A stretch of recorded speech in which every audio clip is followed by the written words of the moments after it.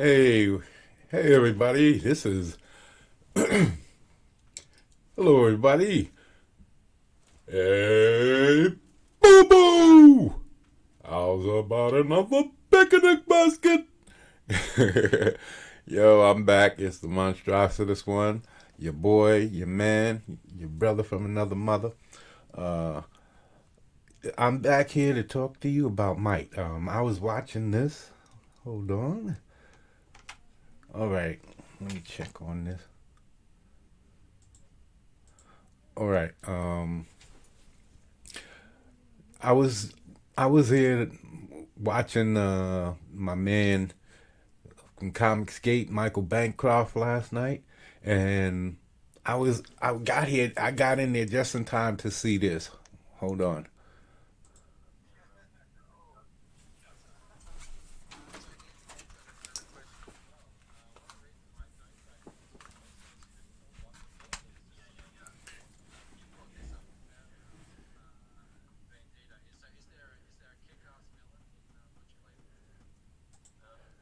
Okay, y'all gonna have to go watch the stream to find out about his villains. But I uh, I showed this just to let you know that I have villains, and if people are gonna not want to buy my book because I want to keep my villains secret, but I'm getting ready to come out with everything. I'm drawing up a villain cover that's going to be a 24-hour first day exclusive, and after that it's going to be gone. So okay, here's what I want to show you guys. This guy. Now, my villains. There's going to be three main villains in Might. There's going to be one revealed at the end of the first 68 giant size, and then there's going to be two more books. You know, if I break it down into three separate books, there'll be two more books with two more reveals, and these are three of the bad guys. So I'm going to be I'm using this to kind of map out, play with the characters to see how I want to make my covers, because I've been wasting a lot of paper and going through a lot of little sketches and all of that. But this is a lot easy. It's a lot cleaner. So this is how I'm doing it. And I figured since I've got y'all here, I could show y'all some of my bad guys. I'm only gonna show you the arms dealer. The rest of them, I'm just gonna show you real quick. All right. Okay, this is one of them. He's he's gonna be one of the dudes that you know is gonna be responsible for a lot of bad stuff. And then this guy too, he's gonna be in it, but he's not gonna be one of the main bad guys. All right. So, and this guy, he's gonna be another main bad guy. All right. So I'm not sure if his lips are gonna be like that. I might go back to his original thought in my head, but for now, this is how he looks. By the time I finish the covers, that's gonna be settled. So anyway, the other way he looks a lot more sinister, a lot more deadly, I would suppose. I guess this way he looks darker, but he looks more human. The other way he would look more, I guess you could say, demonic. So anyway, this guy's gonna be on the cover, and so this guy's gonna be on the cover, and this guy, the arms dealer. Now, I'm telling you the name of this guy because he's gonna be like, he's one of the ones that he met Mike before. So when they meet in the book, before the book happens, before the beginning of the book. They're gonna have a history, and that story is gonna be available if I can get everybody, get enough people to buy the book, and we can meet some of our stretch goals, because I still have a lot of stuff to look up as far as the costs, and so so that I know exactly how much it's going to cost to throw in extra books, because I want to be able to give y'all a free book, and if we hit, like, I know it's not going to get that high, so don't think that I'm crazy or I'm deluding myself. I know, but just in case, if y'all could see what I'm trying to deliver to y'all, it's going to be a whole lot more clear to y'all as soon as y'all start seeing the colored stuff. But you got to remember that I'm teaching myself inking and coloring, like, on the fly. So, and I'm getting better. Like, I got the books. I've been studying other people's stuff, like Jim Lee and a few other guys. I got stuff from online, black and white stuff from online, just inks and pencils and stuff like that, so that I can see how other people's done it and how I can use it to my benefit. And I've been testing out my own little techniques, so using different type of textures and all kinds of stuff. So I'm almost there. So I just want to show you this, and then I'm going to get back to work making this cover, because I want this to be a dark and deep looking badass cover. So this guy, I have these bulges right here below his knees to remind me that he's wearing like military pants, and they tucked into his boots, and they have that kind of bulge right there at the top there. But he's gonna have military pants, a gun on his thigh.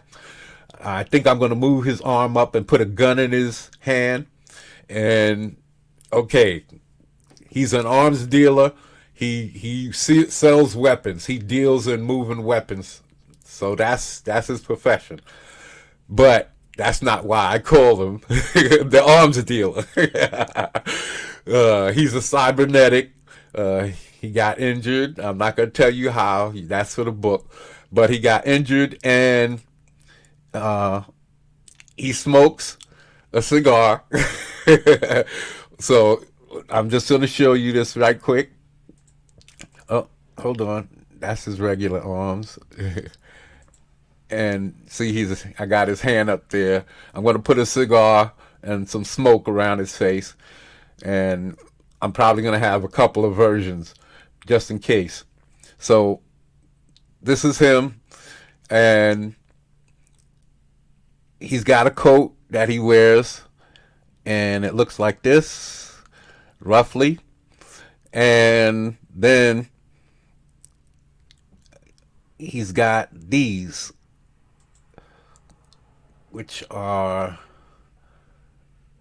like, he has a lot of arms. And there's a lot more, but I'm not going to show you all of them. But he's got these.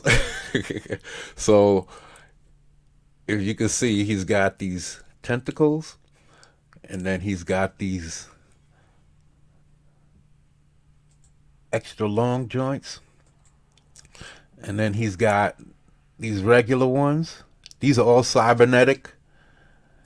And then he's got the cybernetic ones. Hold on. Let me get rid of these. Let me get rid of the tentacles. Cybernetic tentacles. Where are they? No, that's not them. Okay. And you can see there's a lot. All of these down here on the side. You can see there's all kinds of different stuff. I'm giving away reveals here. So and these right here are what I call his skin. He's got synthetic skin over the top of these so that he can look human. He can look like a regular human. But his face is regular. He's got these skin arms, and then he's got these regular cybernetic arms. Then he's got longer arms, and then he's got other kinds of arms, and he's got tentacle arms, and he's got a lot more. By the time the cover, you're gonna see a few more appendages. So yeah, and that's why I call him the arms dealer. And I'm not gonna tell you how it works, but because I gotta say something for the book. But he's just one of my bad guys, and if like I say, I think I can create some nice, interesting dudes. So if y'all want to get down, these guys are coming. They're coming to your Indiegogo near you. So get on it because I'm not playing. This is my chance to show what I got, and I told you guys I got a lot of characters. I already showed you all 12 good guys, and that's just the good guys. That's just the top, or the next, the what we call the regular tier. Then we got the first tier good guys that are street level, and then there's gonna be other guys that are federal, and so I'm trying to bring y'all a universe. It's just gonna get bigger and bigger. If y'all get on the ground floor, you're gonna see spin-off guys that's gonna be in the first book. They're gonna be cameo characters, 3 of them. So that's 12, 15 good guys in the first book, and there's going to be enough bad guys. Then there's going to be another guy who's going to be a magic dude who's going to join the clique. So I'm telling you, there's going to be stories that comes with all of them. Everything's got something that's going to be connected to something else, and other cities. This book is getting big, and one at a time, one step at a time. You could get in on the ground floor, and I'm telling you, this is going to be big. If I can get the artists and the writers, I will have 4 or 5 books dropping by the next time I have another campaign. That's if y'all guys like what I'm showing you so far, to get y'all interested. By the time the campaign is hot, all of this will be inked and colored. So I already got some of them. I'm just starting with these bad guys. I'm just the other two I've already designed them, and I'm just putting them. I got them on Bristol board, but I'm going into computer so that I can play around. This guy's I started working with him on paper, but all of the arms that I was throwing on him, it was getting kind of crazy. So I stopped and I said, let me come in here and start playing around. And this is what I was getting. So, and I'm liking it. So, like I said, this is a lot clearer because of the white background. It's a lot easier to see everything. It doesn't get muddy as quick, especially if I keep my marks simple, because on paper I tend to put a lot in there, like with the dude's elbow, that skin arm. So as long as I keep my strokes really light, they really pop out and I can see everything. And then that's why I put everything on a separate layer, so I could just pop it off, ink it, color it, throw the next one on, ink it, color it, throw the next one on, and by the time I got everything in layers, I won't even have to erase stuff, because it'll be,